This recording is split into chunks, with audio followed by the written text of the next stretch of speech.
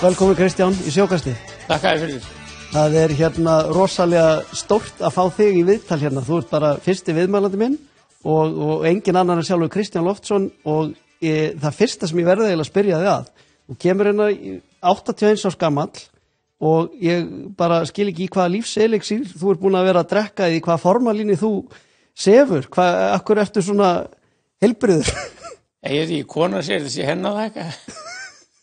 Það svona gott að borða hjá henni og... Já, hún passar upp á þetta mjög vel, sko, þannig að... Nei, hún segir það svona í gríni. Ég veit ekki, ég bara verið svona og vonandi heldur það áfram. Það sagði mér einhver að þú hefðir hérna orðið fullorðið svona rétt eftir 30 og svo hefði bara lífsklukkan stoppað eftir það og væri bara eins. Já, ég nú ekki góður að dæma það sjálfur en það eru svona aðrir í kringum sem kannski geta sagt það. Já, en ertu duglegur að hreyfa þig og... Nei, ég áttalega latur við það líka. Já.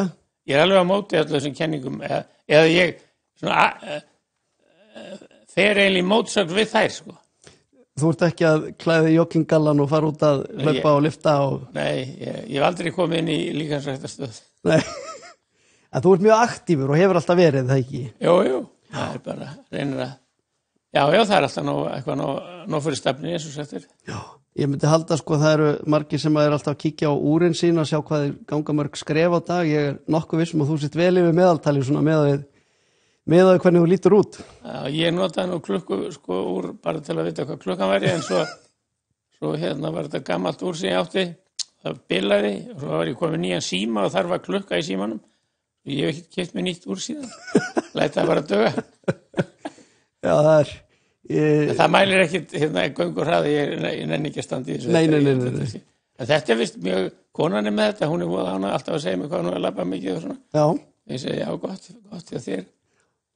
En þetta ánægilegt. Segðu mér einmitt, hver Kristján Loftsson er, hver er til dæmis konaðinn og hvar kynntustu henni og hvenar? Já, kona minn heitir Auður Steinbæk, við kynntust nú henni í Þórskafi. Við kynntustu í Þórskafi? Það er langt síðan, sko, við erum búin að mann og aldrei hvað er búin að gift lengi, það er svona, það er 40 ár síðan við höfum verið saman. 40 ár? Svona 40 ár. Já. Og þið felldu saman hugi í Þórskafi. Já. Eins og held ég stór hluti hjóna yfir 70 á Íslandi, myndi ég segja. Ég ætli þessi ekki hægt þessi stór klúbbur ef að væri færið onni það, sko. Já, ég var allan að heyrt þetta áður, sko, en og þið eigið saman einhver börn? Já, þrjú börn. 3 börn? 2 stráka og 1 stelpu. 2 stráka og 1 stelpu og það eru komið barnabörn líka? Já, það eru 5 barnabörn, 3 stelpur og 2 strákar. Þetta er orðin það duglegu garður sem að þið ræktið? Já, það er nóg að gera, maður er bara í vandræðum að muna afmælisdaga og svona, sko. Já. Ég læt konunum það. Já, þú er að gefa sjálfur þér aðeins kredit samt fyrir að vera aktífur í þessu. Ég hef séð þig vera svona í afarhlutverkinu, ég hef séð þig á sunnudögum í messum og séð þig svona vera skottast með barnabönnin. Já, maður hleypur í skarði þegar eitthvað þarf að gera. Já, þannig að þú ert svona mikill fjölskyldumaður í gegnum tíðina, myndirðu segja það? Já, svona eitthvað, já. Þannig það verður að hlaupa í skarði ef einhver annar kemst ekki, sko, Sko, við erum flest með 24 klukkustundir í sólarhringnum. Ertu með fleiri tíma? Ég velti fyrir mig, sko, að ná því að vera svona mikil fjölskyldumaður, sinna þínu fólki og vera í öllu þessum atvinnurekstri í gennum tíðina. Ég hef nú oft lagt til að þetta er breytt í 48 tímar, sko, þá hefði maður hverja dagur var í 48 tímar. Nei, það er nú bara svona kemur, svona eins og það kemur, sko. Já. En sko, ég afhjúpaði það áðan hvað þú verið gamall. Þú ert 81 árs gamall sem að myndi þá þýða að þú ert fættur hvað, 40 og... Nei, ég er sko stríðsframleiðsla, segi ég, ef ég spurður. Já. Þá var einn vinur minn sem ég sagði þetta einhvern tíðan og sagði hann, Kristján, var það fyrir að seinni heimsstyrjöldinni? og ég er fættur ég er að verða 82 núna 17. mars, þannig að 43. Já, þá fættur 43, já. Ertu fættur í Reykjavík? Nei, ég er fættur í Hafnarfirði, í heimahúsi. Þú ert gablari? Þannig ég er sko ekta gablari, þú getur ekki komist nærði en að fæðast í heimahúsi. Já, það og kannski í hjónarúminu líka. Alveg örugglega. Já. Það eru hérna margar skilgreiningar á þessu gamlara hugtaki, en ég held að þú haldir á þeirri bestu. Ég var komið með einu sinni með langar lista yfir þetta og ég var auðvitað nú í fyrsta flokki, sko. Þetta er í heimahúsi og svo kom númer 2, það eru þeir sem voru fæddir á Sólvangi. Akkurat. Sem búið að leggja niður, það er nú þetta deyjandi stopp, sko, en að vera fæðast í heimahúsi, það er að koma upp aftur og svona er bylgjur í því og er gert þóttaldið og bara sniðuð. Og hérna þannig að svo eru svona aðflöð, þetta var langur listi en ég passaði það að ég var þetta nú í fyrsta flokki. Nú ert í fyrsta flokki. Já, þú ferð hérna, þú vilt vera ofalega. En Gablari for life, sko, þú getur ekki orðið sloppið frá því. Nei, en býrði í Reykjavík í dag. Við komum kannski að því á eftir. Mér langar að vita nefnilega, sko, foreldra þínu, hverju voru þau? Ja, faðir minn var Loftur Bjarnason, hann var fæddur á Bíldal og móður mín Sólveig Sveinbjarnardóttir, hann var fæddur á Ísafirði. Bíldudal og Ísafirði, veistu hvar þau, hérna, hvernig þau leiddu saman sína hesta? Þú sé hverju fyrir þunum? Það er hérna í Reykjavík, held ég, aðeins ég veit það svo sem, en pabbi var í útgerð í Hafnarfirði. Hann var í útgerð í Hafnarfirði. Og hún var þarna, já, á Ísafirði, þar var þarna, mamma var gjaldkerinn í Landsbankanum á Ísafirði í mörg ár. Já. Hvenær... Og hérna, já, þau giftu sig, 39 held ég. Og voru þá flutt söður? Já, í Hafnarfjörð. Í Hafnarfjörð, við skulum halda því til haga. Já. Hérna, sko, og faðir þinn, Loftur Bjarnason, hann var með útgerð. Já, hann með hérna Vilhjálm Árnasyni, þeir voru með fiskveiðihlutafélag Venus í Hafnarfirði sem að gerðu togaran Venus og síðan keyptu þeir svona nýsköpunartogaran Röðul. Og já, var með útgerð á þessum skipum og fiskverkun líka og seldu oft í Englandi, Þýskalandi. Ert þú sjálfur, sko, komin til, þegar ég er að hugsa, sko, þegar þú varst komin til vits, orðin kannski krakki, úlingur, ertu þá alin upp með svona útgerðin allt líkjandi? Já, sko, þetta gerist þannig að síðan, sko, eftir stríðið þá, eða í stríðinu þá settur upp hérna stjórnvöld sjóð sem var eyrnamerktur útgerðarfélagunum. Hvað hét sá sjóður? Ég man það nú ekki, en hann var þannig að ef þú, sko, seldir til dæmis afla erlendis eins og í England og svona, þá héldu þeir eftir svo miklu af söluverðinu sem ættu síðan að nota í uppbyggingu á skipastólnum eftir stríðið. En þetta var eyrnamerkt útgerðunum. Þetta var ekki einhver pottur sem að pólitíkin fór svo að hræri í, sko, og deila eftir einhverju pólitískum hugmyndafræði. Og þeim gekk ágætlega þannig að þeir svo var samið þessa nýsköpunartogara stjórnvöld og svo var hugmyndin svo þar að menn útgerðina tækju einn togara á móti einu gömlum, einn nýsköpunartogara á móti og þeir keyptu þarna Röðul en síðan áttu menn og svona meira og voru með eitt skip og þá kom upp þessi hugmynd að stofna hlutafélag og sjá hvernig gengi með hvalveiðar. Og þeir fengu þessu breytt, sko, hvernig þetta ráðstafa þessu að þetta var ekki eingöngu til að kaupa togara heldur gátur, var þetta að nýta þetta til uppbyggingar á að kaupa hvalskip og uppbyggingu í sambandi við það, sko. Þannig fer pabbi og Vilhjálmur inn í hvalinn, sko. Og síðan því að hvalveiðarnar eru á sumrin og við vorum þannig í Hvalfirði pappa og mamma fluttu þangað bara á sumrin og þannig að ég og Birna systir mín við erum bara alin upp þarna á sumrin, vorum alltaf upp í Hvalfirði á sumrin í bröggunum þar, sko. Já. Þannig að ég er svona stundu verið að segja að maður kannski svona svona 35% alin upp í bragga, sko, þannig að sem að þykir nú ekkert, þótt ekki mjög fínt, en þetta eru bestu hús eiginlega sem þú getur byggt við að það er engin milliveggur í bröggum, þú getur innrétt þetta bara eins og vilt. Akkurat. En þeir hafa fengið á sig svona slæmt orð vegna þess að Bretarnir sem byggðu hérna, sérstaklega þeir voru miklu lélegri braggarnir þeirra heldur en Amerikanir sem er eins og hann upp í Hvalfirði, að þetta var með einföldu gleri og lélegt efni og svona, og uppbytunum var einn opn, kannski miðjum bragganum og svona. Að ég er alveg samfærður það að ef að væri gerður sko almennilegur grunnur með skorpi og heitu og köldu vatni og svona og svo og útbúin braggi einangraður og fínt, þá er þetta slegist um þessi hús.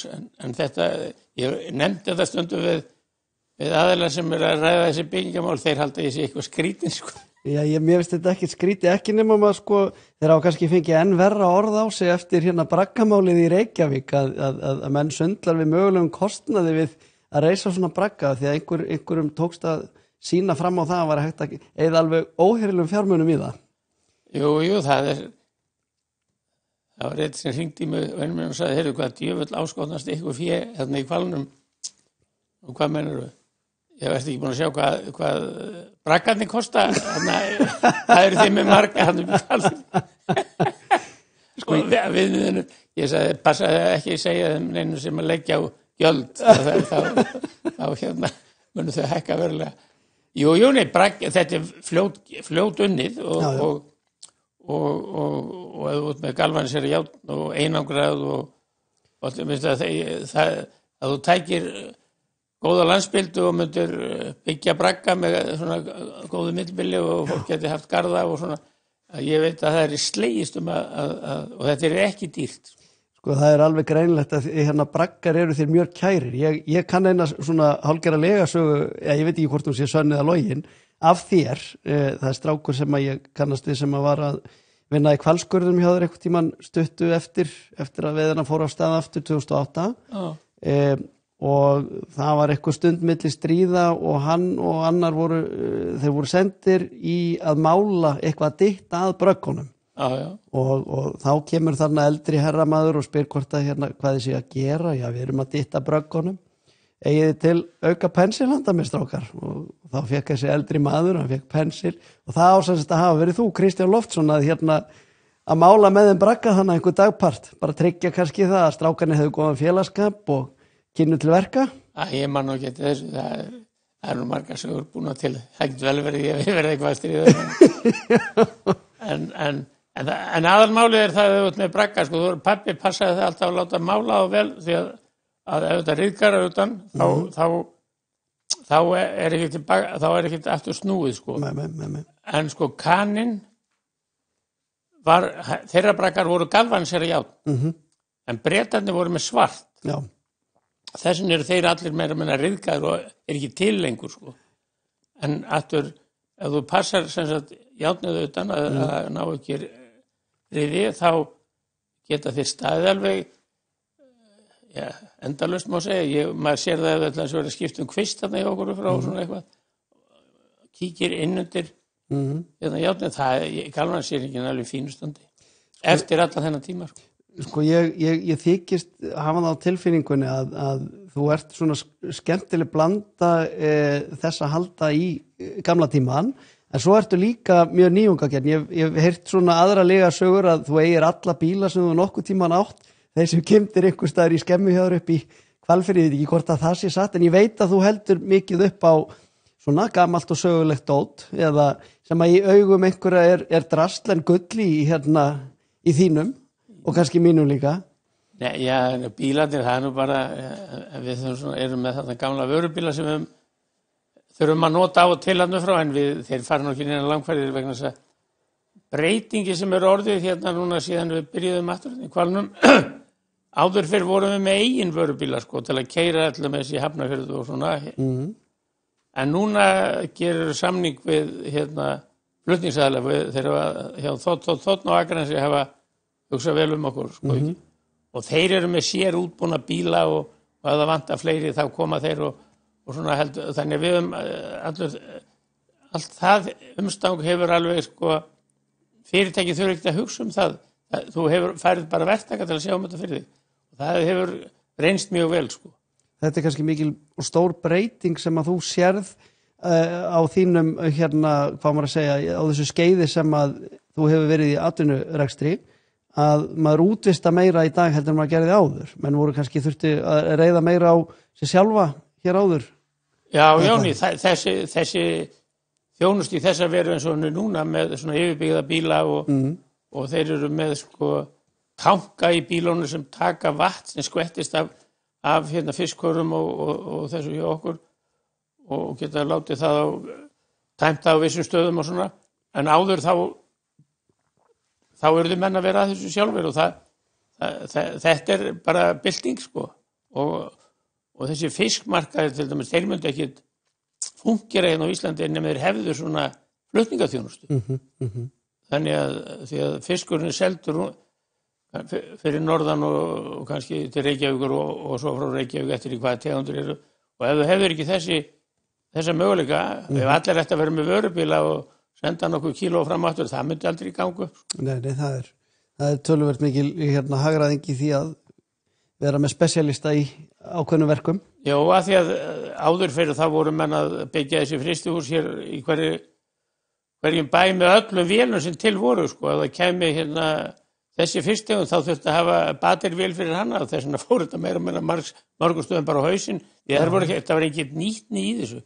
En í dag er þetta orðið meira þannig að sumir að sérhæfa sig í þessari fyrstegund og þær kaupa þá á fiskmörkuðunum og þessi stærri útgerðarfélög eins og Brim og þeir setja á marka það sem þeir ekki vinna sjálfur.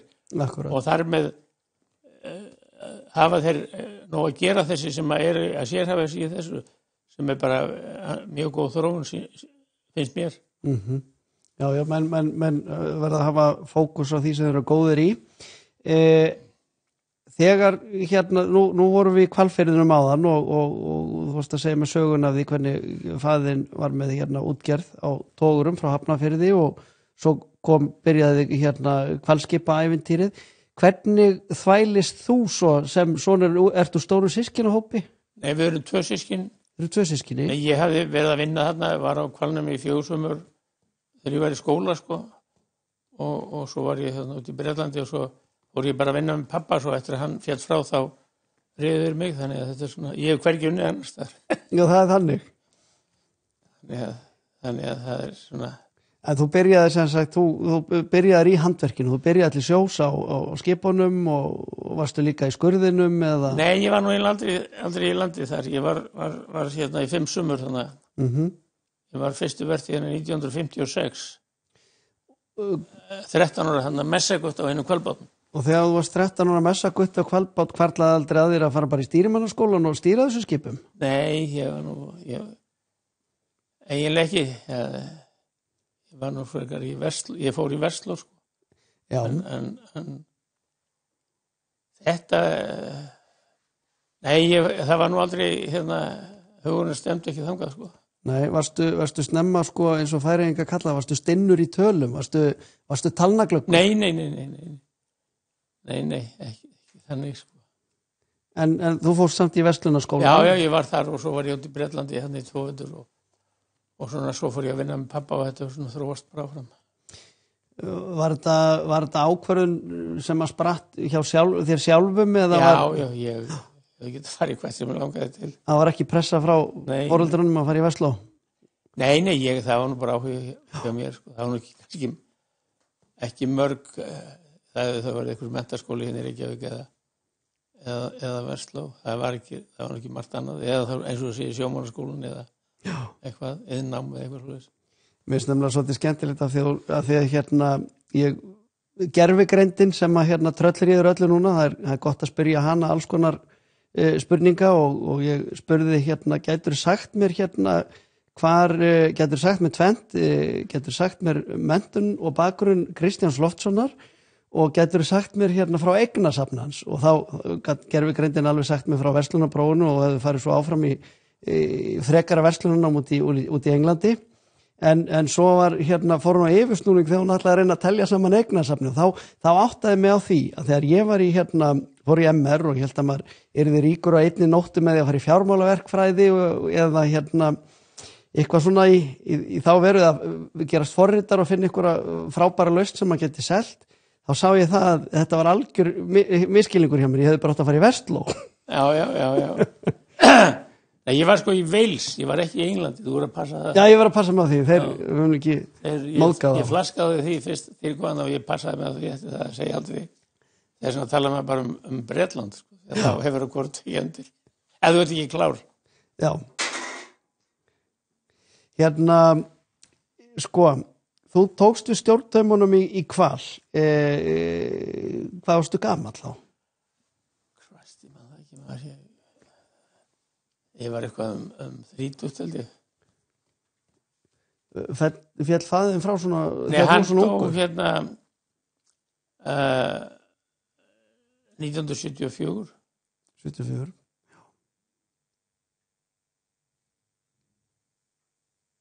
Já.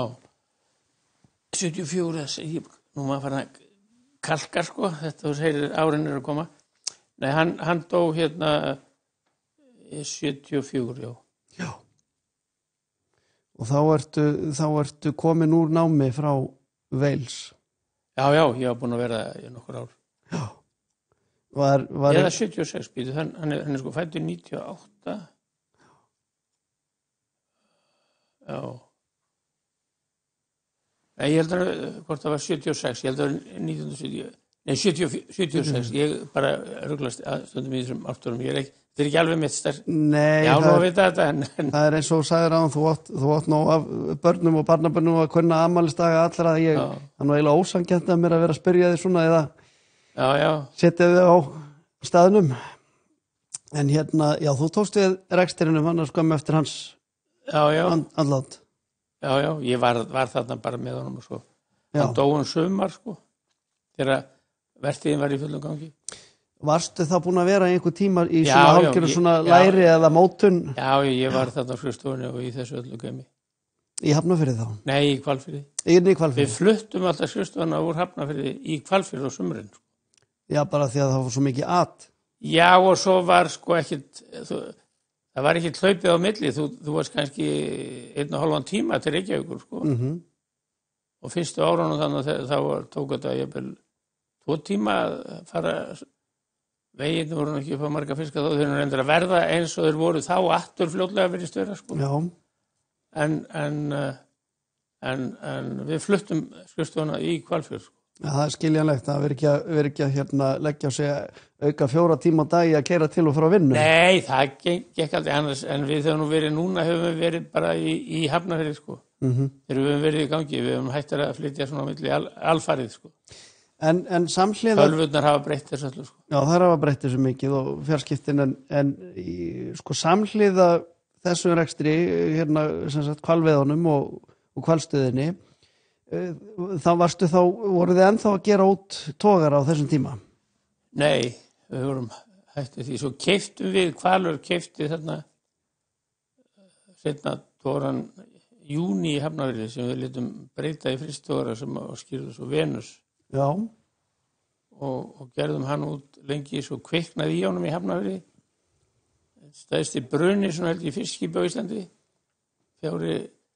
En það var þannig tjón að vélinn, sko, vélarúmið og það slapp alveg, sko, þannig að við lítum sem sagt endurbyggjan í Pólandi, lengdum hann og hann var sem sagt nýtt vinnsludekk og íbúðir og svona og það var gert í Pólandi. Svo seldum við það seinna inn í Granda. Inn í Granda, já. Og veittur þessum rekstri jafn mikla athygli eins og hvalnum? Já, þetta var nú eiginlega mestu tími sem við vorum með togaran, það voru enga hvalveiðar, það var allt stopp hérna, sko, út af því að Alþingi mótmælti ekki þessu svo kallega hvalveiði banni sem ennur reyndar ekki, sko, hvalveiði bann, þannig séð þetta er ákvörðunum svo kallega 0 kvóta á allar tegundir sem alþjóð hvalveiðar sýslar með. Já, þetta hvað, 86, 8 Já. Þetta það leiti sem að ég að fæða sko. Ég fæðist ekki inn í hvalveiði þjóð eða þannig fyrstu árin þá voru enga hvalveiðar. Nei, þetta var tæp 20 ár sko. Já. Þannig einu atkvæðan og allt ekki mótmælt þessu hvalveiðibanni, þetta var nú svona daldið mikil saga en hvað það, en við vorum mest þarna það voru enga hvalveiðar þá í gangi þegar við vorum í þessari togurútgerð. Ok, þannig að brástu þá við, það mætti segja að þessu svona típiskar áskoranir í rekstri að mönnum gert að hætta ákveðinu útgerð. Varstu þá bara að venda kvæðinu í kross og fókusera þá á fiskveiðarnar? Nei, þetta var nú bara svona, við vorum nú, maður reyti á bara með tímanum að þvæla hérna í pólitíkinni sko líka. En það þorði enginn einu sko, menn svo hrættir á Íslandi að halda þessi að stuða endalaust sko, þótt að umræða sé algjörlega dauð en það hafðist nú ekki fyrir þarna sko löngu seinna að þeir ákváðu það að segja sig úr hvalveiðunum og gangi í það aftur sem maður var nú búin að massa í mörg ár sko. Málið það ef þú ert aðilega einhverjum svona alþjóðastofnunum, þá allskyns sko skrifuð hvernig að þjóðir eiga haga sér og síðan þróun í heimsmálunum. Svona sko, það eru stofnað fleiri svona alþjóðasamtök og þá eru þau með allskyns ákvæðu sem ekki voru kannski í þessu sem var stofnuð kannski 20-30 árum áður. En samkvæmt alþjóða svona samkvæmulögum svo kallar Vínar samningur samninga, alþjóðasamninga, þetta náttúrulega flókið. Þar sko segja þeir að ef eitthvað sé kemur í nýjum samningum einhver að þá megi færa að því líkur að það geti gilt hitt líka af því það bara var ekki upp á borðinu þá en þróun hafi sýnt svolítið sem það þótt að standið ekki þá sé það hugsað að þá gildi það líka þess vegna voru menn svo hræddir við að segja sér úr hvalveiðunum og komin aftur með þessu mótmæli sem menn heiktust á 1983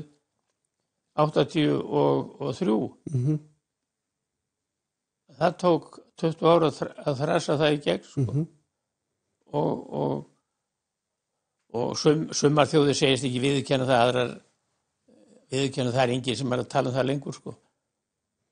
Og þetta sem sagt svona ákvæði sem eru í þessum alþjóðasamningum sett inn svo þessi stærri sé ekki vaðandi yfir þessa litlu.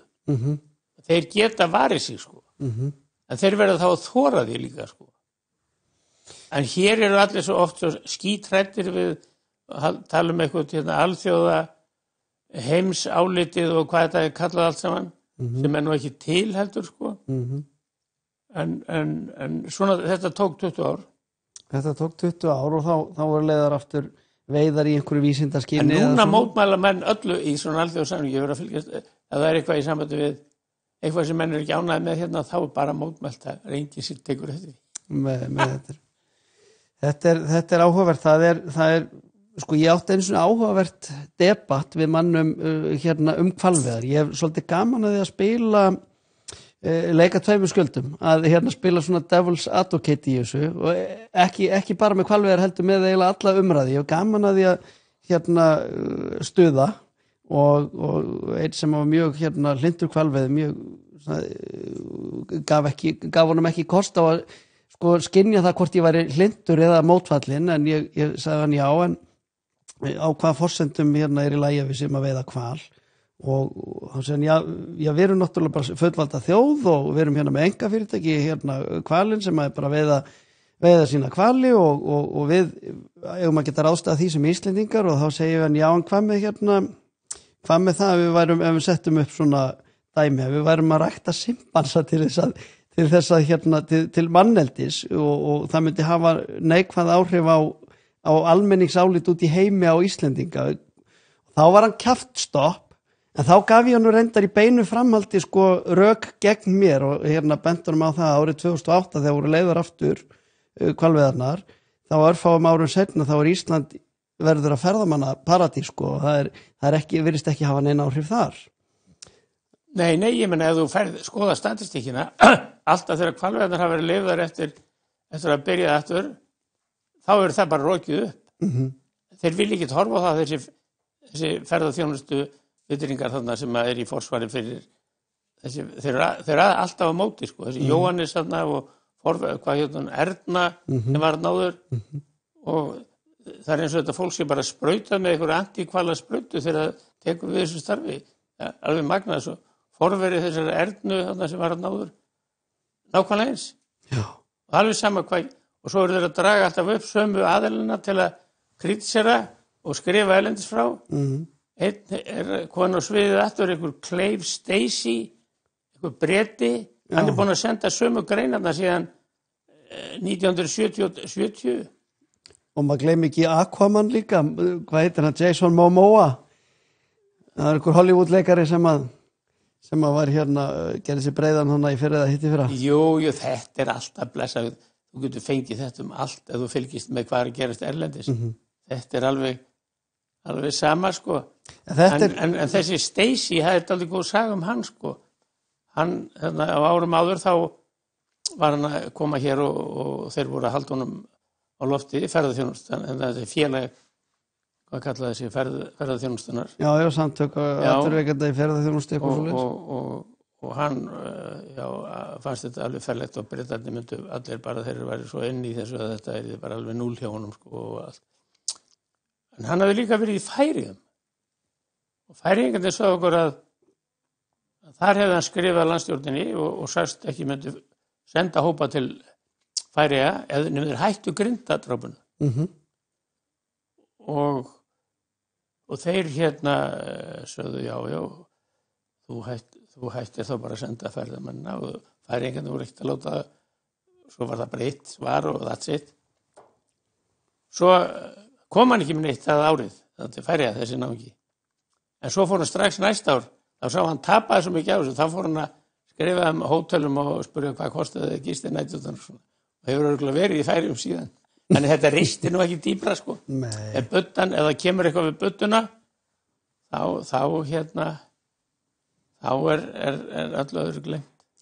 En sko það sem að vekur forvitni mína svolítið að sko þetta nú eilíft þrætu epli, þessi partur af rekstri sem að þú hefur staðið í. Og ég velti fyrir mér sko, þetta svolítil hindrun en þú hefur náð að byggja upp alveg gríðarlega mikið svona veldi hálfgert. Voru þetta ekki miklar hömlur á þeirri vegferð eða? Jú, nei, okkur gekk ágætlega þarna framundir þetta að þegar Alþingi heittist á að mótmæla þessu hvalveiðibanni, þá bara var núll skrúa fyrir allt. Okkur gekk ágætlega fram að þeim tíma, sko, og það var ekkit það og hvalastofnarnir þoldu alveg þessar veiðar og allt það.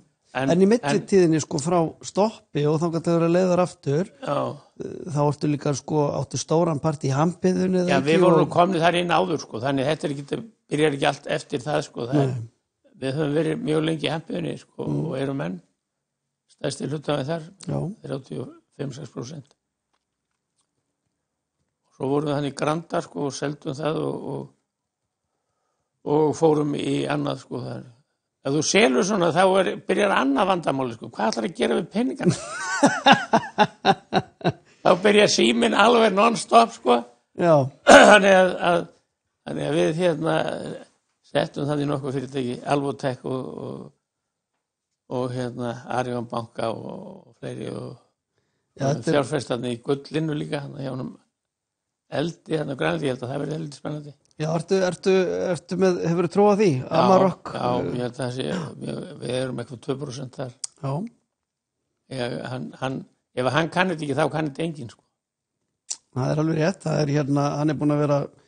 hann búinn að lifa og hrærast í þessu eiginlega bara síðan á útskrifast úr skóla. Og gerir þetta alveg Mjög vel, sko. Þetta erfiðar aðstæður sem verið að vinna þetta við samt og Nei, sko, þetta þarna á Suður-Grænlandi og þar íslaust, sko, allt árið, sko, þú getur, þetta ekkit, sko.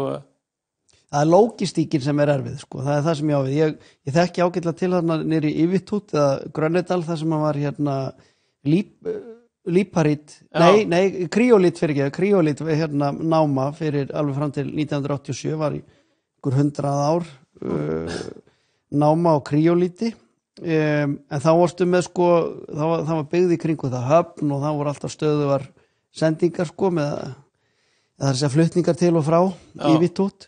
Það hefur verið svolítil áskorun hann hjá honum í Amarok Minerals að fá logistíkina til að fungera eða ekki? Nei, hann nú eiginlega rétt byrjaður sko, þeir hafa verið mest í því að bora og rannsaka og eru búin að eyða í það alveg stórfé og að finna meira og meira, hafa fengið svæði þarna, stór svæði sem hafa sem sagt einkarétt á og eru þá að bora og leita og láta aðra vinna úr þessum óháða aðila vinna úr þessum niðurstöðum fá svo skýrslunar, þetta ekki þeir sjálfur að kokka þetta upp sko sem alveg rétt aðferðin ef þú ert svona markaður þú ert ekki bara að búa þetta til sjálfur sko Nei. En svo þeir eiginlega ekki byrjaðir en einu gagni ennþá, ég held þeir fari miklu meiri í gangi í sumar en þarna höfn sko sem að einhverju aðri sem voru búin að reyna sig þarna byggðu en gáfust upp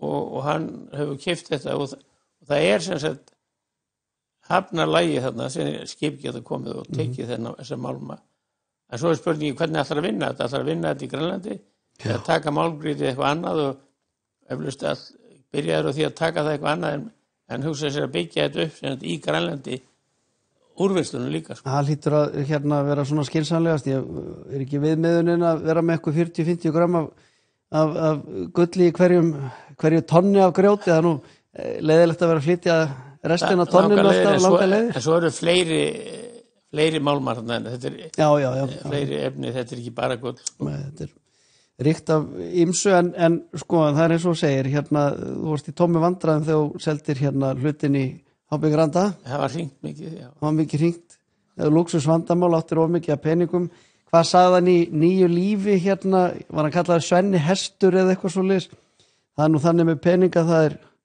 auðveldara að eyða þeim heldur en að afla þeirra það svona öfugt við það sem að þú þekkir það engin vanda frá hausinn sko. Það einfaldast af öllu. En þér hefur ekki tekið stað? Nei, en maður er reynd að berjast á móti því en að fara á hausinn, það einfaldast af öllu. En að halda lífið, það miklu erfiðara. Miklu erfiðara. Sko, nú nefnilega, við erum aðeins búin að snerta á þessum þrýstingi sem þú hefur orðið fyrir og þessum slag sem þú hefur tekið við alls konar þrýstihópa og við stjórnvöld og margir verið þér ósamála með hvalveiðarnar. Mér finnst alveg magnað að þetta hafi ekki náð að beygja þig og bara fella þig hreinlega en þú verist einhvern veginn alltaf lenda á fótunum. Já, þetta bara slagur við. Þú átt að Ísland, Alþingi ræður í dag hér, meira og minna. Þeir eru búin að útsorsa þessu öllu í þessar stofnanir. Sko. Þeir eru konum með lögregluvald líka. Ég held að menn hafi átti sig ekki alveg á þessu. Að hvað leyti? Og taktu þetta með eins og þetta matvælastofnun. Þeir ausa út stjórnvaldssektum hér hægri vinstri. Bara þeim dettur þetta bara í hug og finnst þetta bara sniðugt. Og Fiskistofa, hún að einhverju dróna eftirliti fyrir trillur og svona og sendir þeim svo bréf og sektarbréf og fleira löngu seinna. Mér skilst að hann sagði mér hann Örnild að við komið hálfu ári seinna fengum menn einhvern bréf það að sektaður að hafa hent einhverju fiski. Mér finnst þetta algjörlega út í bláinn sko. Ef þú manst eftir þegar landhelgin var 12 mílur og 50 mílur, þá voru Bretarnir mikið við land og Þjóðverjar. Það fyrir mína tíð en þá voru þeir oft teknir í landhelgi. Það var ekki bara þeir voru ekki ákærðir sko fleiri mánuðum seinna. Þeim var stemt í höfn þar sem var sýslumaður og það var réttað í málinu strax. Sektaður á staðnum. Já, það var réttað í málinu strax og þeir urðu að setja tryggingu fyrir svona hámarksekt sem að geti komið, síðan var máli rekið seinna. Og mínum mati ætti þetta að vera svona líka núna. Að ef að þessar sjoppur, sem ég kalla, Matvælastofnun, Fiskistofa og vinnueftirlit, ég veit ekki hvað, þeir eru allir með þessar heimildir, skils mér í dag, að þá verða rétt í þessu strax. Ekki að þeir geti verið að leika sér með upptökunar og ég vil klippa það til og gera allan fjandann, sko. En svo að það er ekki hægt fyrir borgarana una því, sko. Sko nú er þetta búið að vera í nokkur ár sem matvælaráðuneyti og ég segi það sem svona að því ég byrjaði fyrir eitthvað ungur á sjó, byrjaði 17 ára sjálfur á togara og hef verið svona meira og minna í sjávarútvegi alla mína starfsævi, þá get ég kom hérna í sjómannadagsráð. Þá finnst mér svolítið súrt að sjávarútvegurinn eigi sér ekki sko eitt dedikerað ráðuneyti. Hvað ertu sammála mér í því? Já, ég held að þetta, sko, ég held að við ætlum að fara að hafa þetta eins og Kanadamenn. Ok, hvernig eru þeir með þetta? Þeir eru með svo kallar ráðuneyti hafsins. Ministry of Oceans and Fisheries. Og þá eru þeir með sem sagt eitt ráðuneyti sem er með landhelgisgæslu og fiskveiðar og fiskistjórnun og allt það og olían og já, olíumengun og allt þetta Ministry of Oceans and Fisheries. Já. Hér er þessu dritað út á suður og svo veit enginn hver og þetta er ekki nógu fókusverð. Kanadamennir með þetta var, og hann sagði mér að Jóhann Sigurðsson sem var þannig í utanríkisráðuneytinu tíma þóttóldur lengi, að hann var þarna á fundum að það sem var að verða að ræða sjávarútvegsmál hérna og allstaðar þar sem að þetta voru Kanadamenn alltaf með áheyrnarfulltrúa frá þessu Ministry of Ocean. Ef það var eitthvað sem tengdist hafinu, þá voru þeir að fylgjast með. En hérna er þetta, ég veit ekki hvað þetta er ekki, sko. Nei, það séu hérna, eru margir hérna skipstjórar í brúnni, sem sagt? Mjög margir, og svo fara þessar stofnanir og þessa fundi og enginn veit hvað þeir að gera, svo koma þeir heim og svo fara hinnir á næsta fund og þá séu, já, hinn maðurinn sagði þetta á þessum fundi, ég var þar, og hvað er þú að halda fram með allt öðru? En löggjafar hlutverk hérna, því að þú komst inn og það við varum búin að missa kannski svolítið þetta upprunalega hlutverk. Það búið að afhenda þessu fólki og það hérna er að verða praktisera þetta miklu meira. Þú sér það þessi stjórnvaldssektor hér hægri vinstri alveg hreint. Sem að eiga þá ekki rétt á sér eða eiga rétt á sér í sömu tilfellum? Þeir verða að fá þetta staðfært fyrir rétti, ekki að það sé einhver bara starfsmaður sem heyrðu þetta gengur ekki, við þurfum bara stjórnvaldsekt á hann og bara sendt bréf og þú ert bara algjörlega nema þú ættir að fara í mál og djöfurgang sem að kostar ekkert smáraði. Þetta eru kannski stjórnvaldssektar eru svona sýnist manni eftir blöðanum að dæma 300-500.000. Þeir setta okkur í fyrra, hérna 2023 þarna mast fyrst kölluður inn hvað látt að því þess að hann hefði ekki, hérna þeir kynni ekki til verka og það er að fara yfir allan búnaðinn hann á svona og við lágum þannig í landi 3-4 daga með að voru þessu engu breytt en að hvalurinn hefði ekki verið skotin rétt og allt þetta. Svo hérna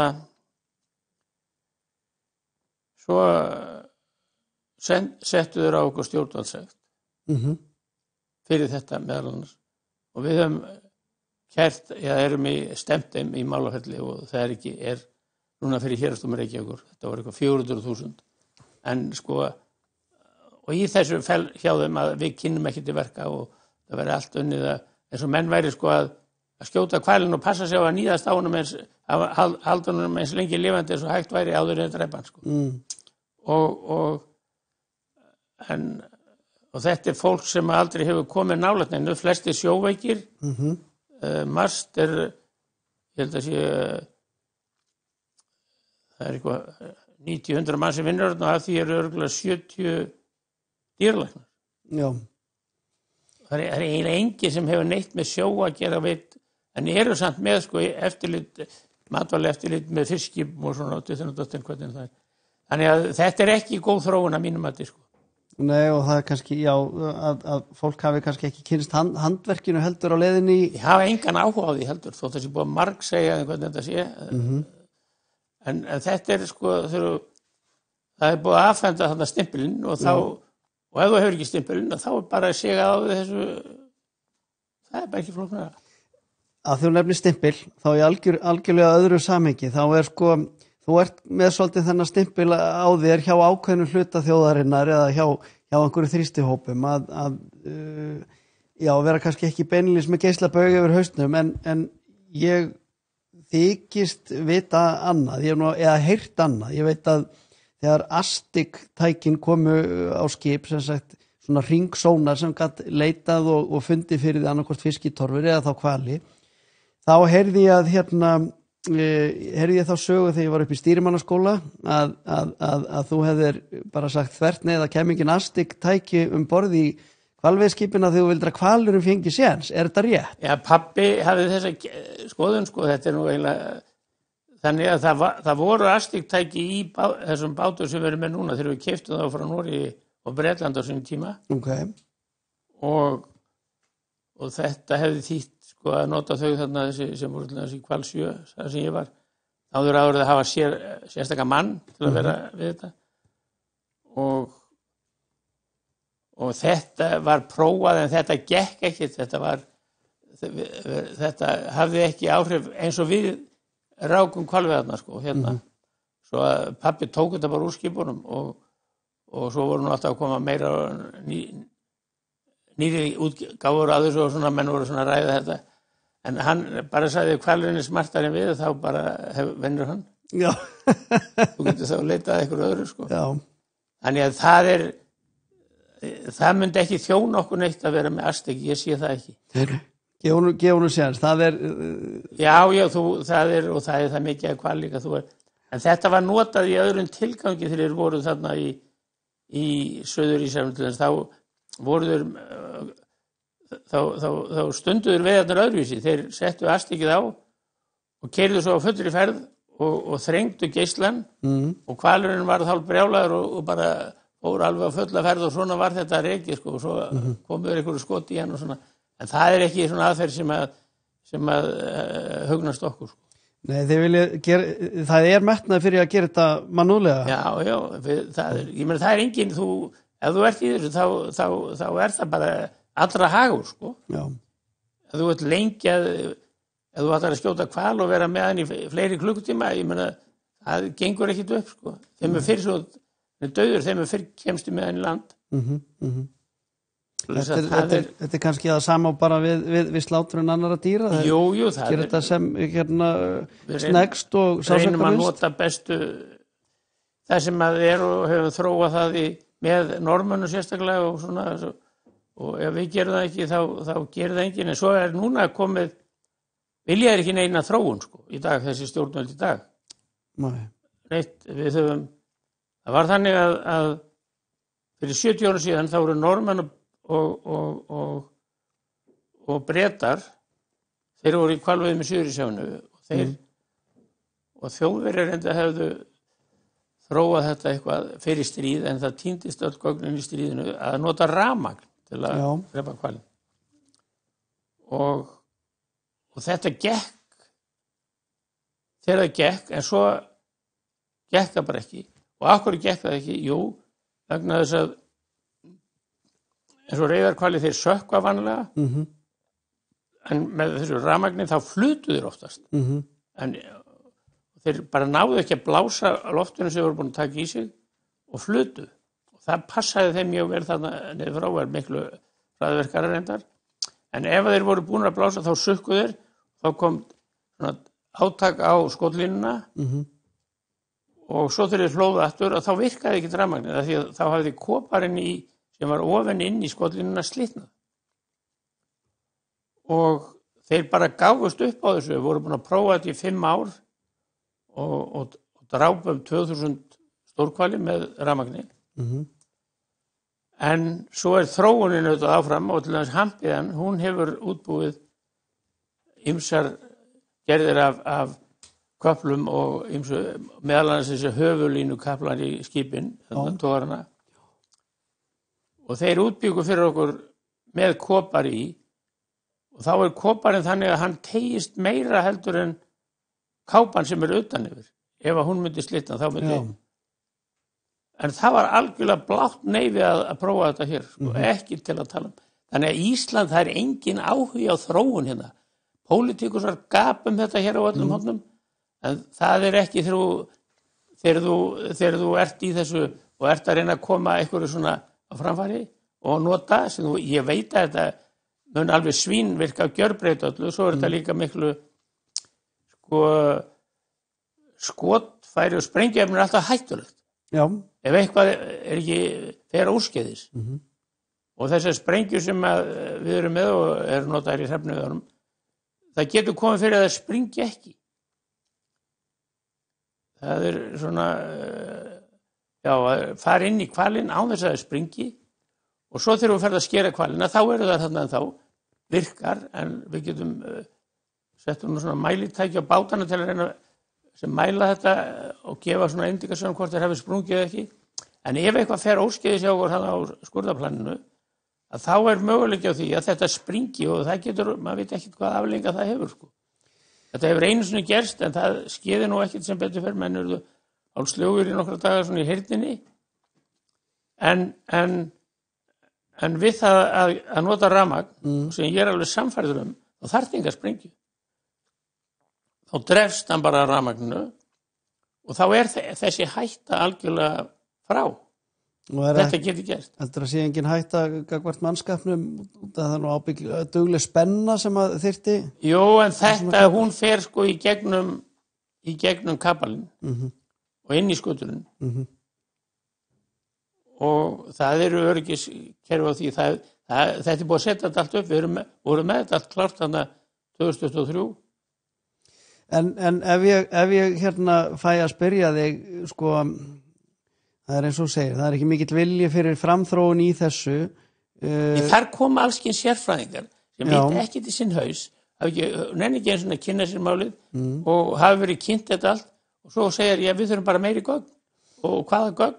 Það engin spurning, þið veit ekki neitt. En ég bara velti fyrir mig hvaða röksemda færslu myndi þú koma með bara færa rök fyrir gagnsemi eða nytsemi hvalveiða gagnvart því fólki sem að ef þú getur súmmerað það bara upp í mjög fáum orðum fyrir gagnvart þeim sem á móti framþróun eða móti hvalveiðum.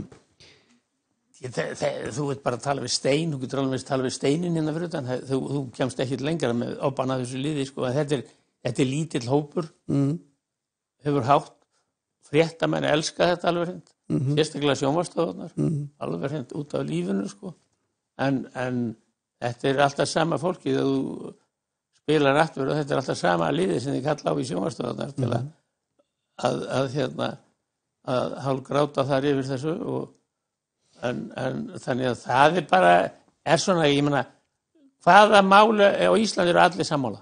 Nefndu mér eitthvað dæmi þetta. Ekki til. Þannig að hvalveiðar ekkert öðruvísi. Ekki til hér eða nokkur staðar í heiminum held ég. Það er alltaf einhverjir. Það er alltaf einhverjir, Það sem að mig langar til þess að því að ég hugsaði með mér ég ætti að æsa þér svo mikið að við förum að tala mikið hvalveiðarna. Nei, ég hugsa það er við ætlum að stíga aðeins út af sporinn. Mig langar til þess að vita aðeins meira því bara sem stjórnanda almennt eða sem atvinnurekanda. Nú hef ég heyrt líka sögur, ég spurðist fyrir áður við settumst hérna niður hjá mönnum sem hafa starfað hjá þér og allir voru á sama máli að þú hugsaði fyrst og fremst þitt fólk, þú væri rosalega góður vinnuveitandi. Er eitthvað sérstakt sem þú hefur tilengað þér í einhverjum stjórnunarstíl eða viðskiptaháttum sem að eitthvað svona sem þú hefur haft sem leiðarljós? Ertu bara svona? Nei, þetta bara í vöggu og gjöf lítur að vera. Svo ég dýfki svona aðeins á þessu, þá sem sagt, fekk ég að vita það að hvort sem að menn hafa verið að vinna í hvalskurðum hjá þér, þá ef þú átt að borga samkvæmt töxtum ættir að vera að borga 600.000 kall, þá borgar 1 milljón. og menn sem þurftu að taka sér frí hérna út af einhverju fjölskyldu ástæðum áttu enga rétt á því að fá sko greiddan fritúrin þá beið þeirra bara umsla með hérna með mánaðarkaupinu sko ég er búin að heyra rosalega dísent sögur af þér. Þetta er nú kannski ekki hlið sem maður heyrir svona dagstaglega af þér og mér langaði svona aðeins til þess að á þess að skella þig að heyra hvað þú hérna hefði sjálfur það að segja hvað vakir fyrir þér. Nei, við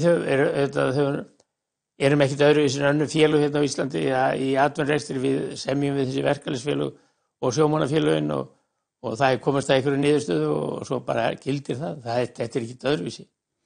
Og svo hóvar. Nei, þannig, það er bara þannig. Sko. ef þú ætlar að ráða alla sér, ég held að það myndi aldrei ganga upp, sko. Ef allir ætti að vera einhverju sértöskum, þú gerðir ekkert annað, þú færir aldrei úr höfn, sko. Nei, það sem ég meina, þú hefur ekki verið hérna vægðarlaus sko gagvart hérna í samningagerðum gagvart ákveðnum hópum sem að starfa hjá þér. Þú þekkir það ekki neitt, talaðu við þessa eldri maður. Það var þrasa mikið hér í gamla Helgi Laxdal getur sagt þess að því. Já, ég þarf að heyra í honum. Þetta er kannski hérna, ég talaði ekki við rétt aðila. Það var þrasa mikið hérna á árum áður, það var nú allt bara í góðu, sko. Já, þannig ég kom oft þarna til þeirra niður í Borgatún þegar þeir voru þar, hérna Vélstjórafélagið og Stýrimannafélagið, þannig Aldan. Já, það er. Við erum ekkert öðruvísi en önnur félög hérna þannig. En þetta er þetta sér, svona, þetta er hérna ekki, þetta er svona sératvinnur og þarf að sníða það að því. Og samir upp í Hvalfirði hjá okkur þar. En svona, svo ég nái þér til þess að tala hérna fallega sjálfa þér í smástund, er eitthvað sem að hérna, þú hefur svona, er eitthvað sem þú sérstaklega stoltur af, er eitthvað sem að þið finnst þú hafa haft áhrif á íslenskt samfélagi gegnum þína vinnu, þinn rekstur í gegnum tíðina? Ég veit ekki, það er kannski, við höfum svona, kannski rétt að vera, sko það er tvennt í þessu, ef þú ert svona í atvinnurekstri, svo gengur illa hjá þér og svo ertu með þessar sjoppur eins og ég segi hérna á bakinu á þér og þeir eru auðsendi út hérna stjórnvaldssektum út á þetta og hitt en þú hefur enga peninga til þess að stefna þeim og fara í mál út af þessu sem þú getur gert þá vaða þeir uppi og espast alveg allan helming en við erum ekkert alveg blankir en þá allavega þannig að við höfum bara ekkert látið þetta gangi yfir okkur við höfum þórað að stefna þeim og fara í hérna kvarta til umboðsmanns Alþingis og dittin og dattin. En þetta sko, kemur ekki bara sjálfu sér, þetta kostar offi og þú þarft að hafa almennilega lögfræðinga með þér í þessu til að útbúa þessi mál og tína þetta til og svona. En þannig að svona, mér finnst það til að segja svo samtök atvinnulífsins og þá bændasamtökin og svona séu alltaf veik í því að styðja við sína félagsmenn í því að leita réttar þeirra. Því að þeir hafa ekkert efna á þessu, margir hverjir. Erum við lítið að hugsa um þá smærri aðila eða...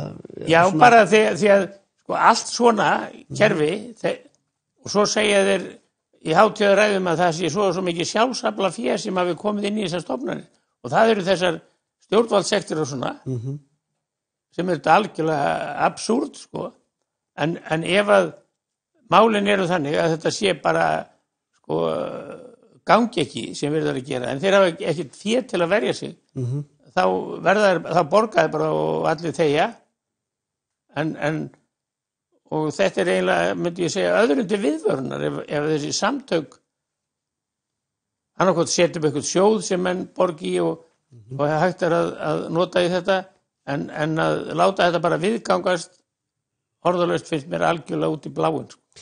En hérna í sjávarútveginu með samtök fyrirtækja sjávarútvegi SFS og hérna sem er svona hvað maður segja eftirrennari LIU. Já. Hvernig finnst þér þau hafa staðið sig og þá kannski líka sko hafa þau tekið einhver skref í að bæta eða nálgast einhverja samfélagssátt kvótakerfið og sjávarútveg? Jú, það er alltaf verið að því blessavertum að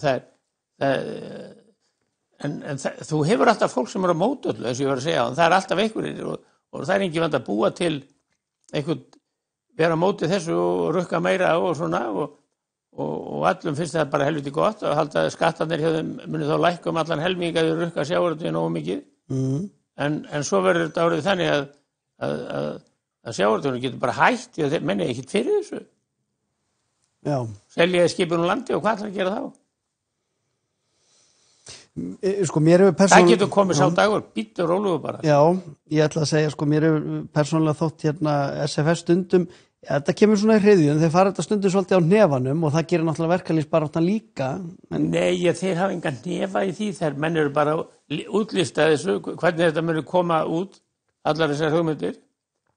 Ég hugsaði bara þessi pólitísku flokkar hérna sem þeir vilja innkalla kvótann og selja eins og það sé 10 ár. Max 10 ár, það segja þeir. Það er eina útfærslan sem er. Og ef þú segjum, þetta væri komið á og svo væri útgerð og svona, svo ættir 2 ár eftir og þú lentir í einhverju vesinu með skipi hjá þér, brotnaði vélinni eitthvað og þú væri að hugsa að fá þér ný. En þú hefur bara kvóta í 2 ár, hvað ætlar að gera? Þú hættir bara. Nennir ekki að standa í þessu. Þú fer allavega ekki í bankana því að banki vill ekki veita lán fyrir ykkur sem að hefur ekki veði eftir 2 ár. Nei, þá segir ég að þú býður bara, svo verður þetta örugglega í lagi, en örugglega í lagi, það er ekkert í lagi.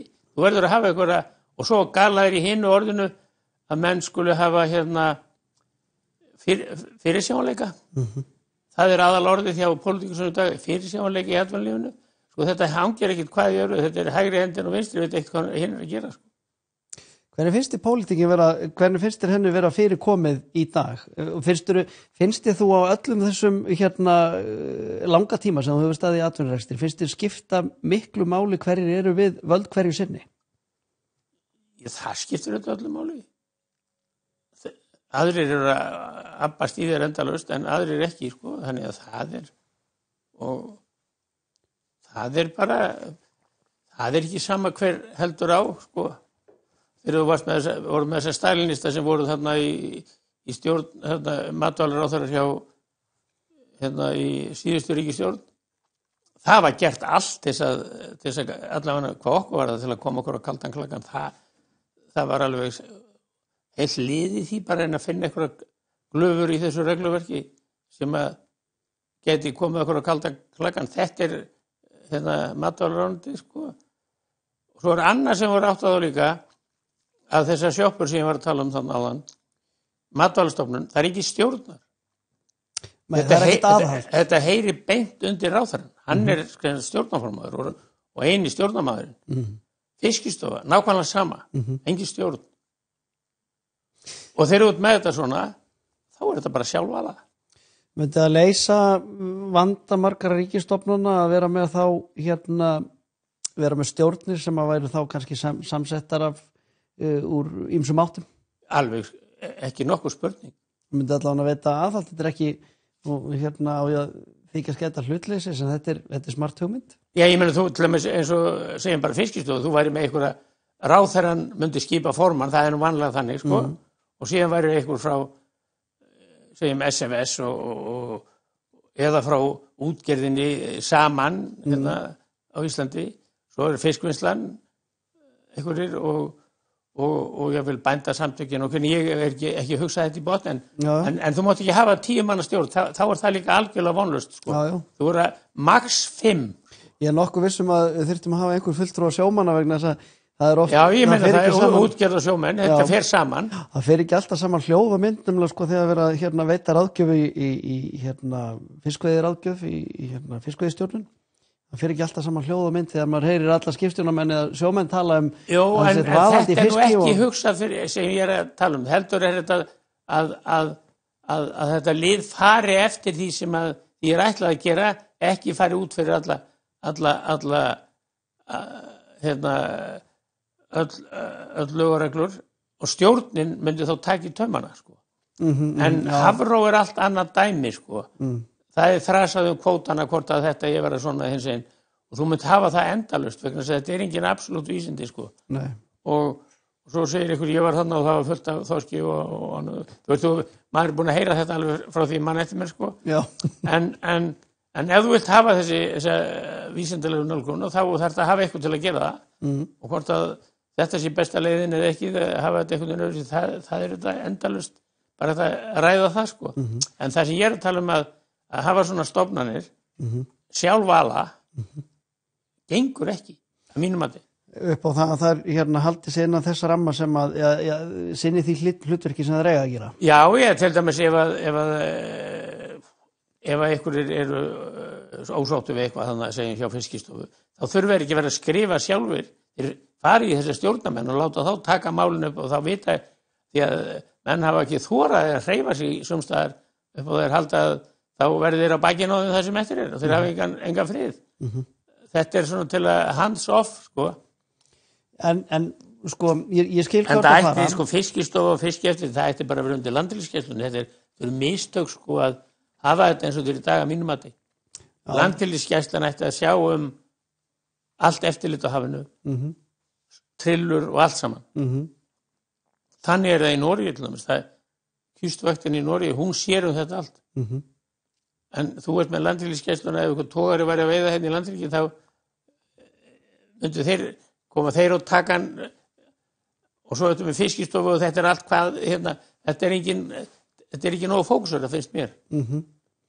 Þetta er hérna, hvað maður að segja, það eru margir skipstjórar í brúnni, eins og þú sagðir. Já, en ef þú settur upp svona eins og svipaðu í Kanada, þá væri þetta bara undir einum hatti og það er sitt.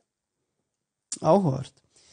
Hérna, það er eitt sem að mér langar að vita svolítið, nú ertu búin að vera í sjávarútvegi alla þína tíð, starfstíð. Þú ert að detta í það að vera 82 ára gamall, þú ert reyndar í því formi sem að flestir 50 myndi vilja vera í og hérna, sko, ertu eitthvað að fara að hætta? Af hverju? Nákvæmlega, þetta svarið sem ég vildi heyra. Nei, ég þekki marga sem hafa hætt og þeir eru eitt hvað er að gera af sig, svo eru þau bara dauðir eftir 2-3 ár.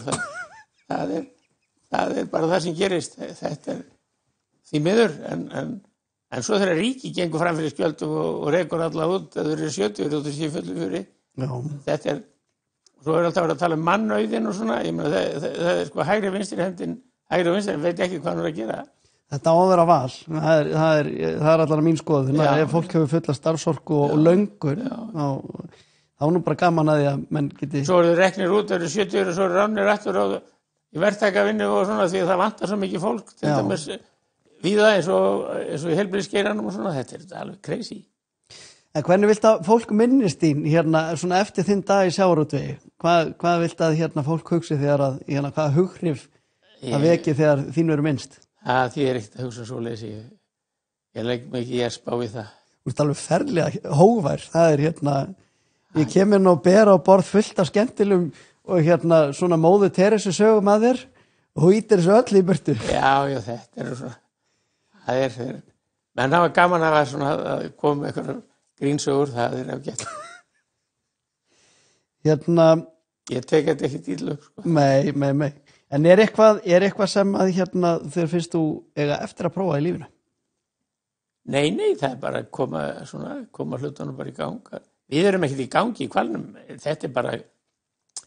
Nei, ég meina bara svona almennt átt eftir að prófa fallífarstökk eða... Nei, eftir vitlaus maður, ég myndi aldrei þóra í svoleiðis.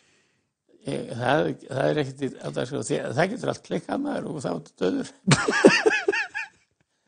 Ég tek ekkert chansir á svoleiðis. Nei, en það er hérna, þú vilt bara halda áfram að gera vel það sem þú Já, reyna að þróa það sem verður það er aldrei, sko, það er ekki stöðnun einst þú verður að reyna að fylgjast með og reyna að koma með eitthvað nýtt og halda áfram og svona og við höfum verið að erið í allskins hérna svona tilraunum og prófa og annað og erum vonað að verið sett í gang núna fljótlega að hérna sem hefur verið svakalegur hérna veggur að fara í gegnum og það er bara enginn sem hefur haft áhugaði sem ég hef talað við í læknageiranum.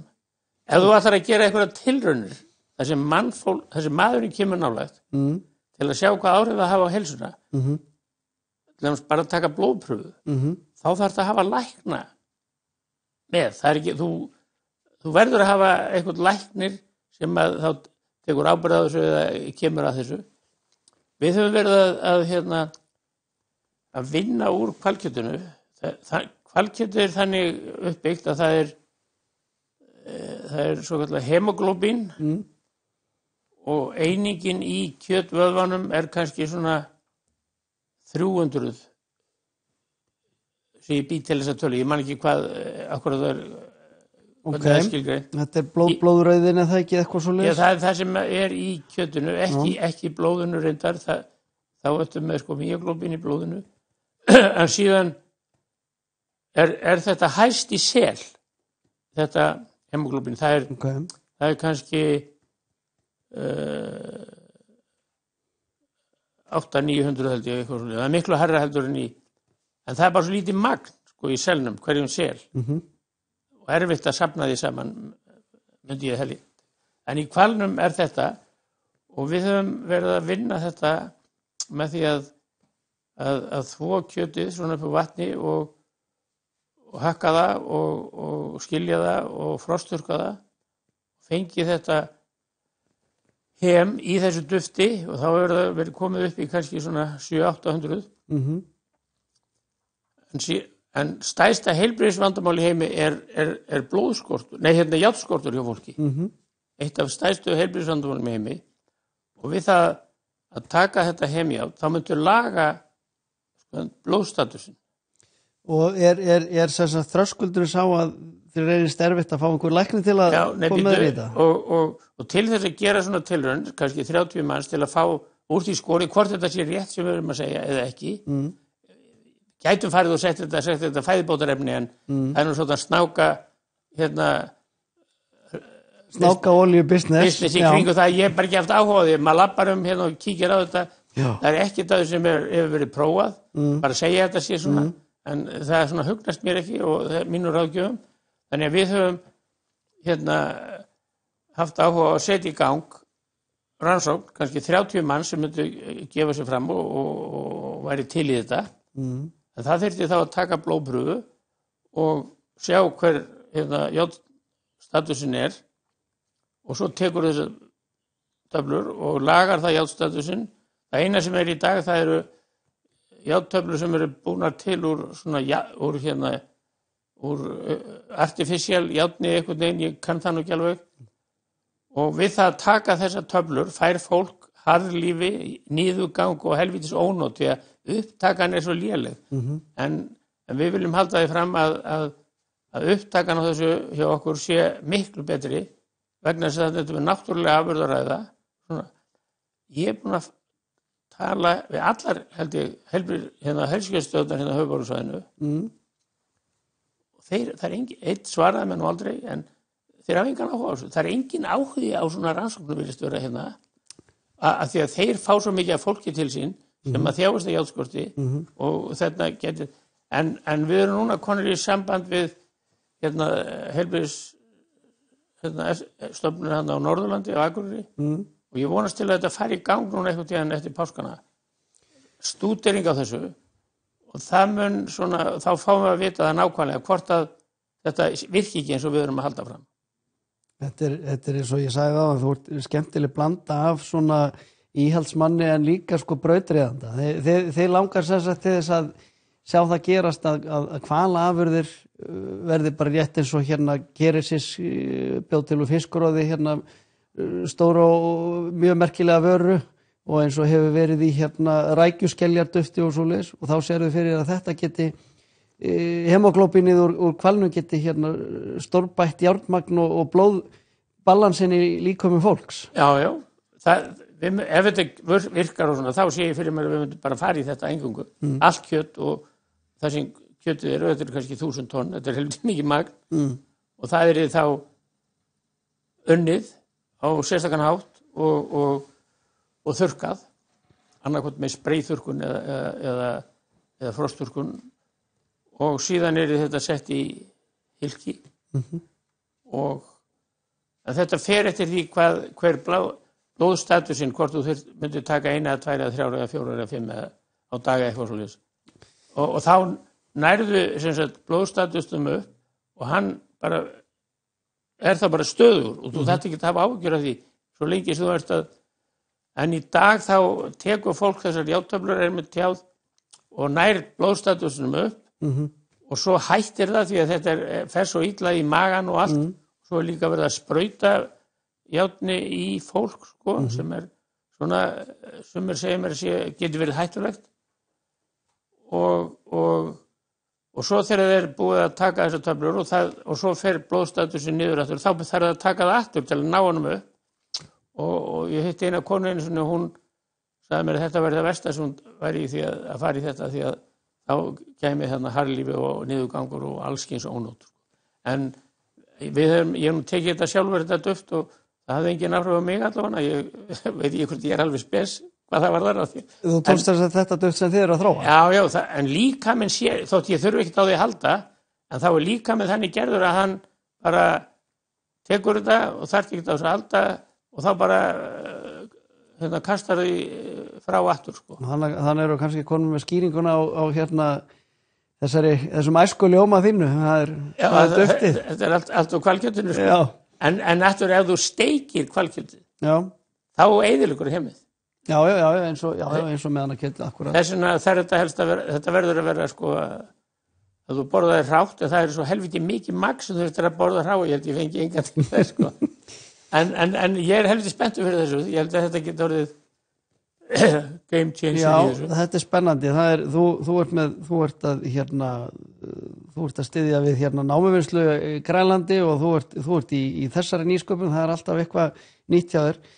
En bara málið er það hérna á Íslandi að eftir þessa reynslu mína á þessu, við erum búin að vera í þessu 10 ára maður í þessu, tala við í hvað marga en þetta hefur ekki verið einfalt en svo hitti ég mann sem vann hjá pappa í gamla daga hann að skera hvalan Atli Árnason læknir sem er nú hættur reyndar en einn af þeim sem var rekinn þegar hann var 70 og hann er þarna að leysa af þarna á Vopnafirði og Þórshöfn og þar hitti hann fyrir tilvílun út í Hagkaup og fór að segja hann frá þessu og svona hann var eitthvað að spyrja hvað var að vera og hann var svaka spenntur og hann er búinn að tala við hann fyrir norðan fyrir okkur og ég er mjög bjartsýnn á að það gangi allt upp. Þá er hugmyndin svo að læknar, útskrifaðir læknar sem vilja fara í heimilislækningana sérgrein, þeir þurfa ekki að fara ellendis núna. Þeir taka þetta nám hérna heima. Já. Og í þessu nám eru held ég yfir 100 læknar sko. Og bætast við alltaf og aðrir útskrifast. Og þar að vera einhver hópur þarna á Akureyri. Og við erum spenntir fyrir því að teljum að hann telur að einhver af þeim vilji taka þetta verkefni að sér að gera þessa könnun vegna þess að þeir þurfa að skila af sér sko ritgerðum og verkefni. Þeir eru gert einhvern verkefni, koma með ritgerð og lýsing á þessu verkefni. Þetta myndi passa mjög vel inn í svoleiðis. Einhvers staðar las ég fyrir löngu síðan viðtal við Mel Gibson, leikara, Hollywood-leikara, sem að fullyrti það að hann var ekki betri leikari heldur en sá næsti, eða þeir sem eru ekki þekktir.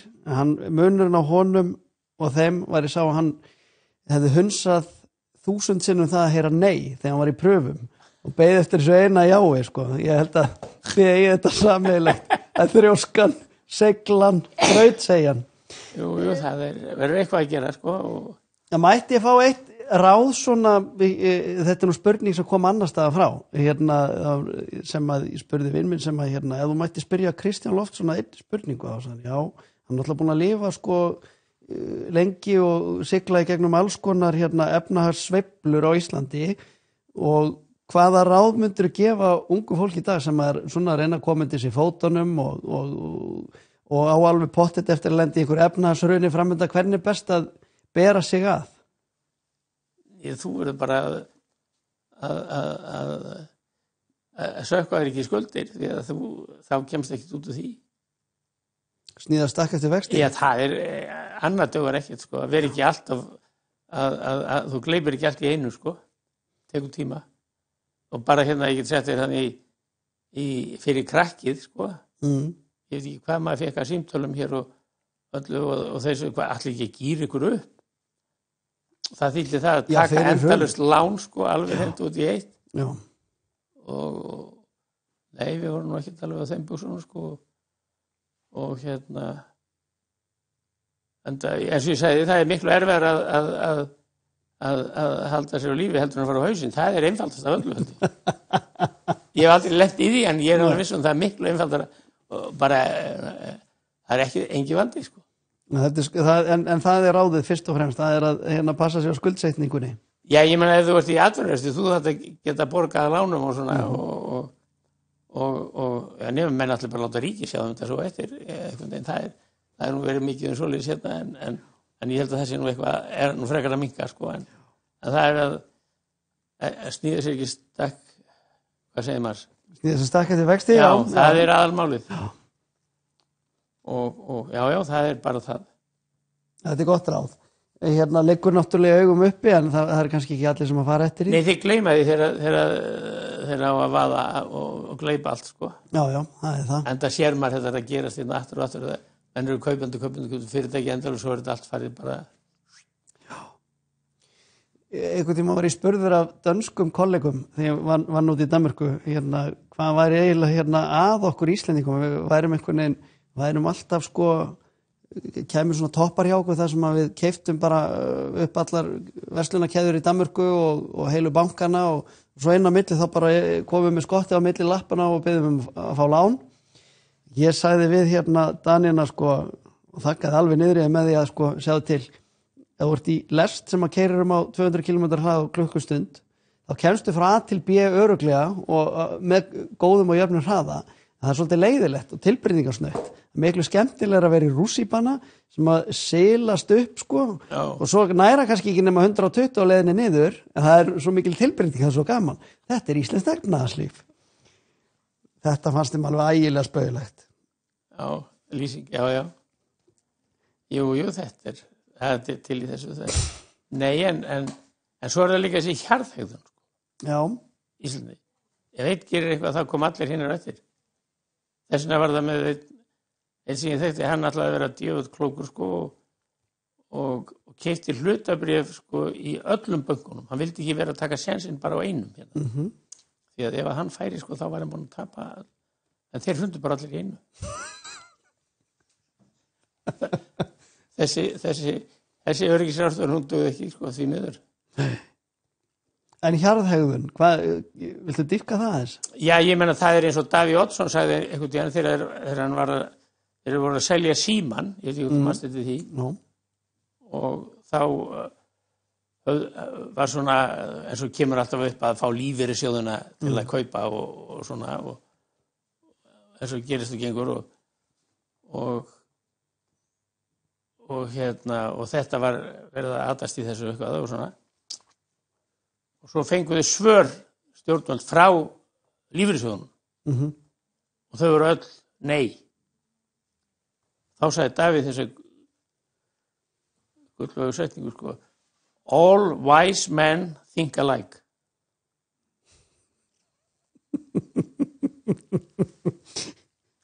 Þeir voru ekki ánægðir með þetta.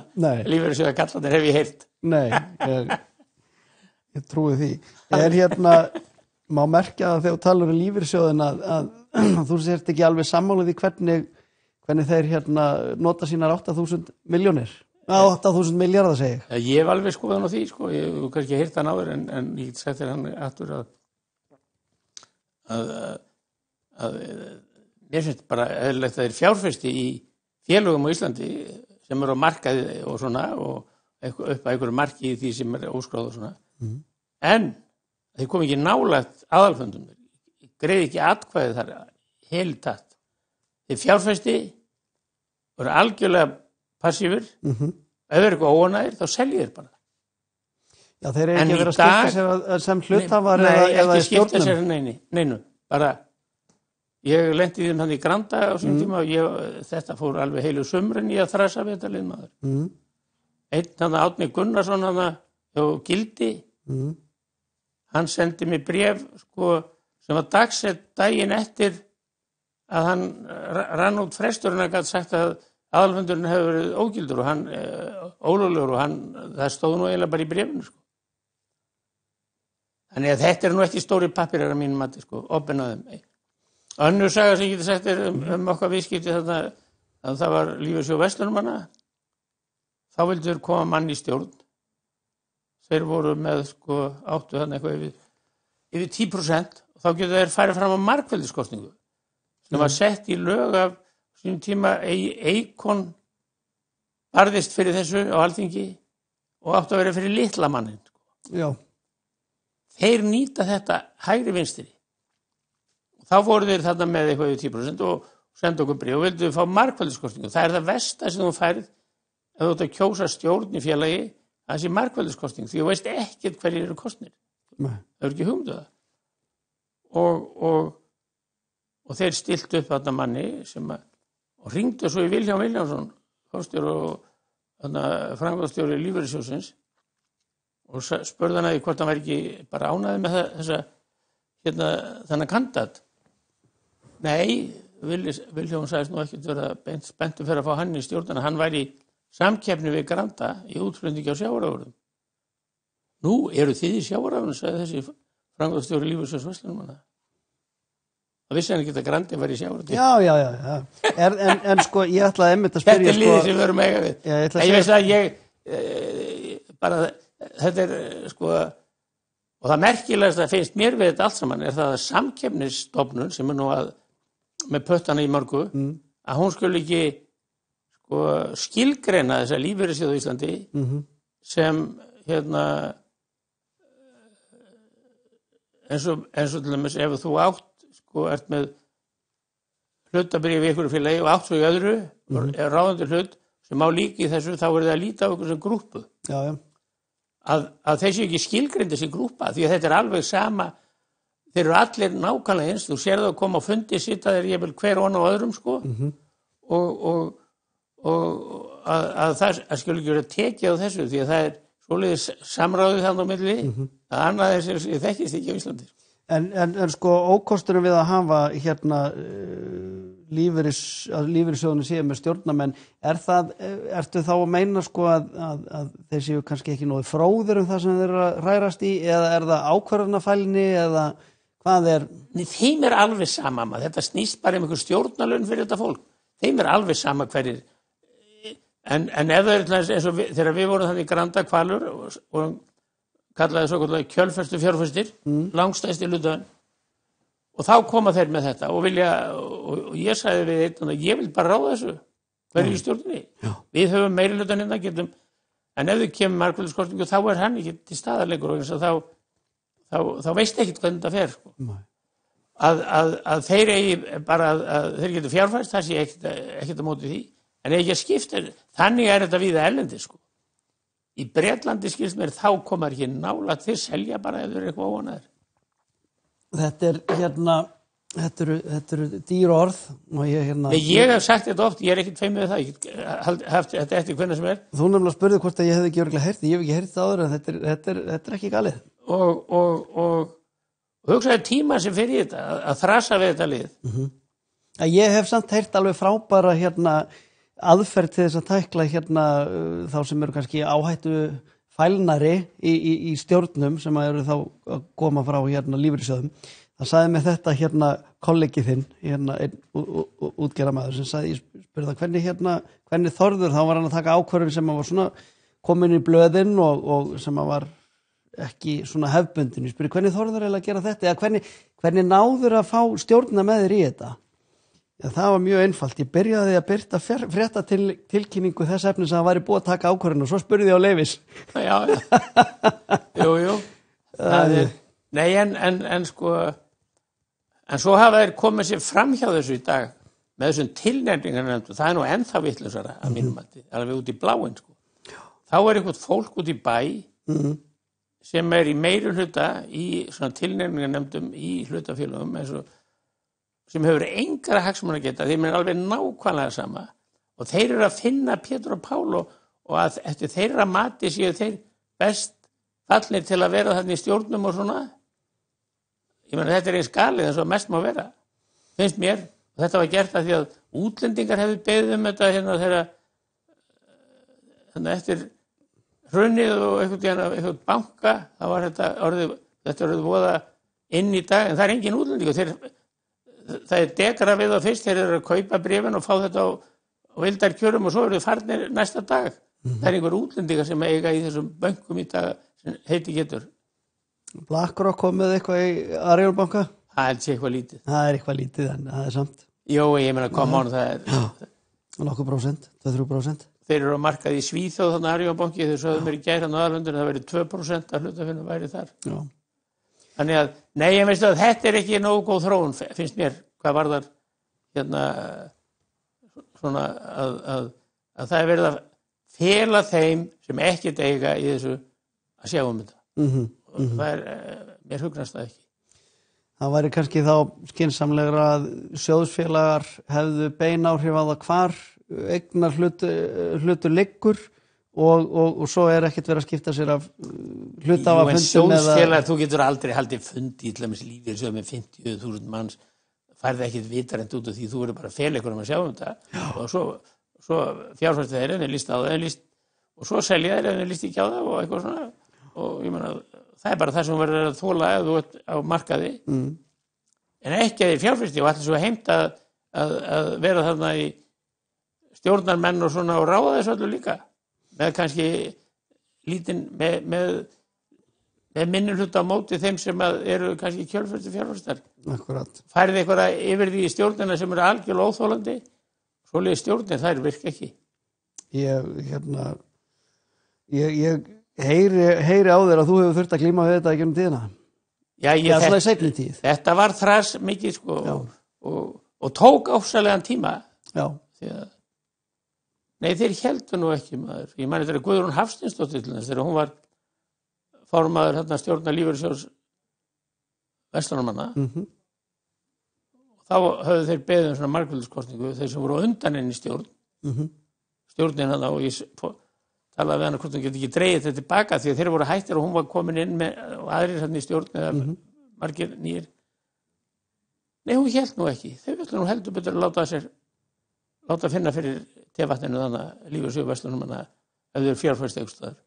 Þetta er svona kratahugsun þar sem að þeir sem að ekkert eiga í þessu ætla að fara að stjórna eins og hún þannig sem formaður stjórnar í lífeyrissjóðnum að sýna öðrum hvar keyptu ölið. Þetta er svona kratahugsun. Ég held að hún sé krati inn við beinið þessi kona í miður. Guðrún? Já. Hún birtist mér þannig þegar ég var að eiga við hann á sínum tíma. Já. Hún hefur nú eitthvað hún hefur kannski eitthvað lagast ég veit ekki, ég hef ekki dátt við hann eitt síðan en þetta var alveg, hún ætlaði sko að láta að lífeyrissjóð verslan, hún ætlaði að láta til sín taka. Ég ætla hann að upplifi svona sem verandi sjálfur svona Ólafs Thors kind of sjálfstæðismadur eða svona ég speikla mig mikið í hans skrifum og stétt með stétt og allt þetta þá sé ég svona svoleiðis element í henni Guðrúnu sko. Já. En ég var náttúrulega að fara að sækja allt þetta viðreisna lið sem allt meira vinstra lið, hérna vinstri kratar og verra en það margir. Þá held ég hún eigi ekki erindi sem erfið ekki fyrir sjálfstæðisflokkinn, finnst mér. Nei, það er nú gaman að því að í síðustu kosningu þá kausu margir hægri menn viðreisn. Ég veit ekki hvort þeir hafi endilega kosið það sem þeir vildu kjósa. Nei, ég veit ekki menn kjósa en þannig að þú sækir ekki bara hvert sem og heldur að þetta búin að bjerga grípa guðið fótinn en svo þegar þú upp í staðið þá er þetta allt annað heldur hún þetta stendur fyrir sko, það er rétt. Hérna, svona, við þurfum að hnýta slaufaftan við þetta. Já.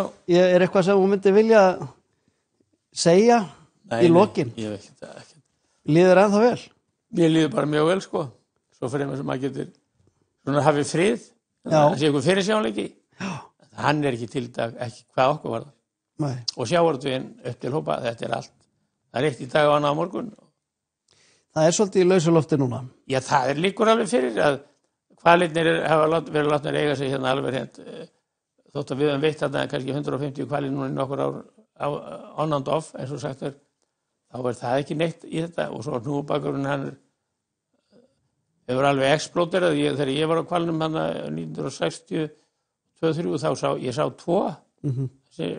5 ár sem ég var þarna en þetta er orðið því inn í öllum fjörðum og það líka við fara að leggja skatt á þann í Hafnarfirði þeir eru alltaf þeir utan sundlaugina, ég sá það daginn Og þú fara að rukkaðu fyrir hafnagjöld. Já, sko, þeir eru að éta loðnu. Hvað étur loðna? Hún étur ljósátu. Hvað étur langröðurinn? Ljósátu. Steypireyður, ljósátu. Hrefnan, hún tekur nú allt, sko, þorsk og átu og allt saman. Og svo heldur þetta fram og svo þorskurinn í loðnunni og ísan. Og svo erum við farnir að sjá það að flökin eru orðin miklu rýrari heldur en þau voru kannski fyrir 10 ára síðan.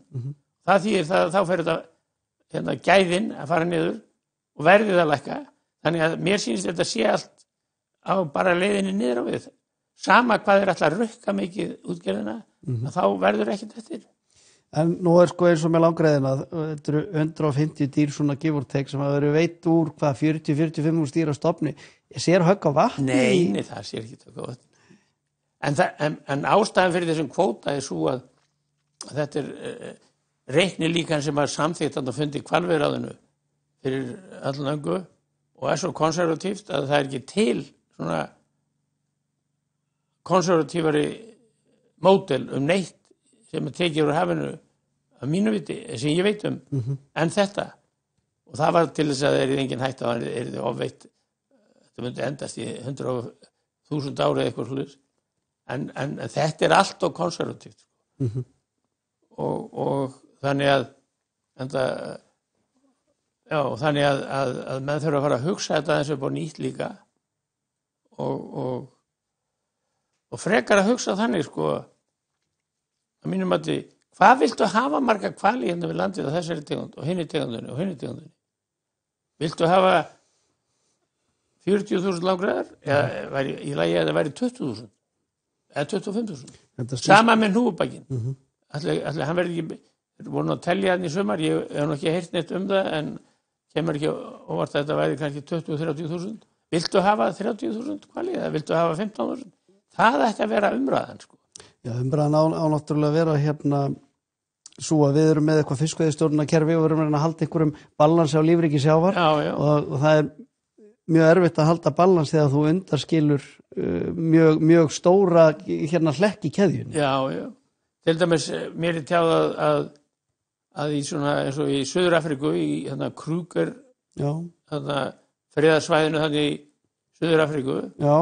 Þar er mikill fjöldi dýra og þeir fljúga þar yfir og telja og ef einhver dýrategund er komin að ná sér verulega á strik þá bara fækka þeir til þess að taka ekki yfir sko þú veist akkurat. Halda balans, þú verður að gera það annars verður hérna, fiskveiðar verður bara hættar og þessar þjóðir eins og Kaninn sem er nú rekið þessa pólitík alla, þeim er alveg sama því að þetta er það lítill þáttur í þeirra svona ekonomíu og svo er þetta líka að hugsa þannig að reyna að níðast á þeim sem minn eru með því að friða hvalinn og vita það að þeir myndi étur okkur út á gattinn fyrir rest og þá verður Ísland miklu ekonomi, sko miklu